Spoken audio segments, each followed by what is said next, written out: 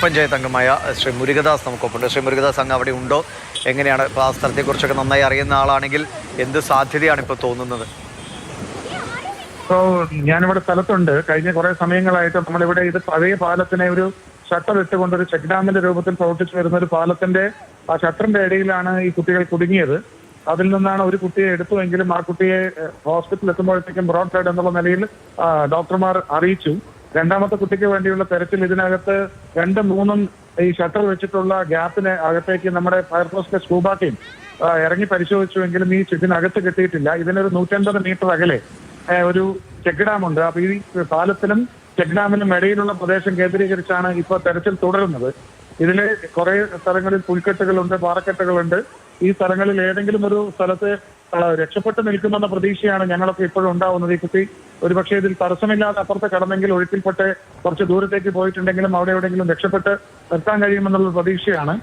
ശ്രീ മുരുകദാസ്, ഇപ്പൊ ഒഴുക്കിൽപ്പെടുന്ന ആ ഭാഗവും ആ പാലം പഴയ പാലമാണെന്ന് പറഞ്ഞു. അതും അപ്പുറത്ത് വലിയ പാലം ഉണ്ടല്ലോ. അപ്പൊ അത്രയും പാലം കഴിഞ്ഞിട്ടാണോ ഈ പൈപ്പ് വന്ന് തുറക്കുന്നത്?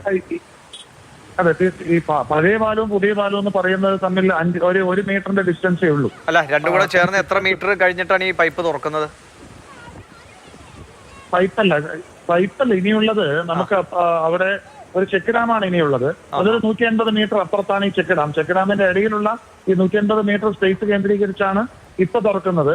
മാത്രമല്ല 3 മണിക്ക് ഈ സംഭവം അറിഞ്ഞ് അടുത്ത സമയത്ത് തന്നെ മൂലത്തറയിൽ നിന്നും വരുന്ന വെള്ളത്തെ തടസ്സപ്പെടുത്താൻ മൂലത്തറ ഡാം ക്ലോസ് ചെയ്യുകയും പുഴയിലെ മറ്റ് പ്രദേശങ്ങളിലുള്ളതൊക്കെ നമ്മൾ ഡൈവേർട്ട് ചെയ്യാനുള്ള ശ്രമങ്ങൾ തുടരുകയും ചെയ്യുകയാണ്. കുമ്മങ്കാട്ട് പതിയിൽ മാനുവലായിട്ടുള്ള 11 ഷട്ടറുകൾ ക്ലോസ് ചെയ്യുന്നതിന്റെ ശ്രമവും ഇറിഗേഷൻ വകുപ്പ് തുടരുന്നുണ്ട്.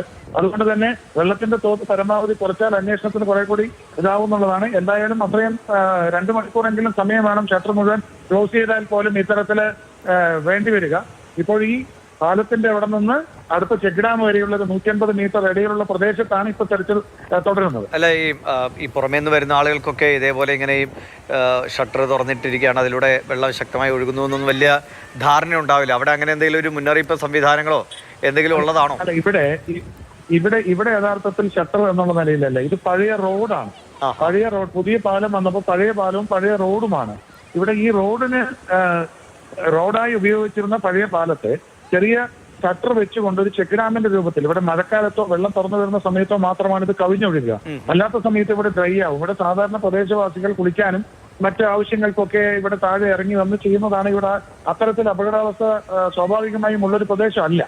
മറിച്ച് ഈ ഷട്ടറിന്റെയും ഈ പാലത്തിന്റെയും ഇടയിലുള്ള ഗ്യാപ്പിൽ വെള്ളം കൂടുമ്പോൾ ഇതിന്റെ ഒഴുക്കിന്റെ ശക്തി എന്താണെന്ന് തിരിച്ചറിയാത്ത പ്രദേശവാസികൾ അല്ലാത്ത ആളുകൾക്ക് വരുമ്പോഴാണ് ഇത്തരത്തിലുള്ള പ്രയാസങ്ങൾ വരുന്നത്. അപകട സാധ്യതയുള്ള മറ്റു പ്രദേശങ്ങളിലൊക്കെ ഇറിഗേഷന്റെയും മറ്റു മുന്നറിയിപ്പ് ബോർഡുകളുണ്ട്. ഇവിടെ സ്ഥിരമായി ആളുകൾ കുളിക്കുകയും ഇറങ്ങുകയും ചെയ്യുന്ന ഒരു പ്രദേശമാണ്.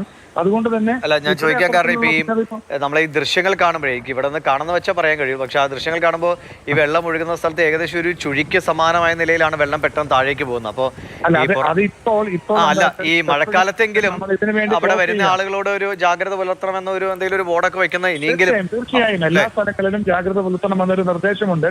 ഇത് അതിർത്തി പ്രദേശമായതുകൊണ്ട് കോയമ്പത്തൂർ നിന്നുള്ള കോളേജിലെ വിദ്യാർത്ഥികൾ യൂട്യൂബിൽ കാണുന്ന വാർത്തകളുടെ അടിസ്ഥാനത്തിൽ ഇവിടെ വെള്ളത്തിൽ ഒരു കഴിഞ്ഞ ആഴ്ചയും ഒരു 3 കുട്ടികൾ പിന്നെ തൊട്ടു മുമ്പുള്ള ഒരു പാലത്തിൽ അവിടെ മുന്നറിയിപ്പ് ബോർഡും സംവിധാനങ്ങളൊക്കെ ഉണ്ടായിട്ടും അവിടെ പാലത്തിൽ വന്ന് പെടുന്നൊരു അവസ്ഥ ഉണ്ടായിരുന്നു.